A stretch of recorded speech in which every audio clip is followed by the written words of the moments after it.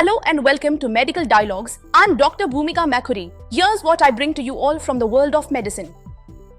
Survey highlights preference for non-invasive treatments over medication in mental health care. A new study, led by experts at the University of Nottingham, has found that patients who need treatment for neurological and mental health disorders would favor non-invasive neuromodulation interventions over current interventions such as pharmaceutical drugs. Neuromodulation is the alteration of nerve activity in the brain through targeted delivery of different stimulus such as electrical stimulation of chemical agents. Researchers are currently developing new brain interventions using neuromodulation for neurological and mental health disorders such as depression, anxiety and schizophrenia, as well as Parkinson's and Alzheimer's disease. The new study, which is published in Scientific Reports, looked at the public perception of neuromodulation. In an online survey with almost 800 participants, novel neuromodulation interventions were viewed positively, often more highly ranked than current interventions. The research was led by Dr. Marcus Kaiser from the School of Medicine at the university. He said, providing accurate information to patients significantly improved positive perception of neuromodulation. This emphasizes the importance of education and awareness in understanding new medical interventions to foster informed decision-making, positive perception of new neuromodulation techniques,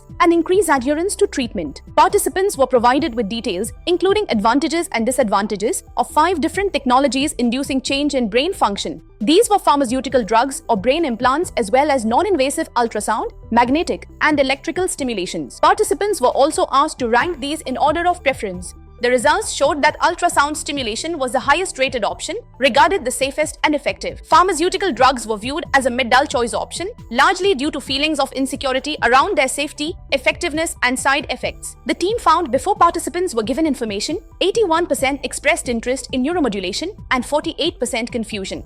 After reading the information, they found there was a significant increase, with 70% of participants expressing optimism, 62% excitement, and although confusion reduced, some worry remained. Hence, it was concluded that the study provides valuable insights into the priorities and preferences of current and potential future treatments, finding a preference for non-invasive neuromodulation.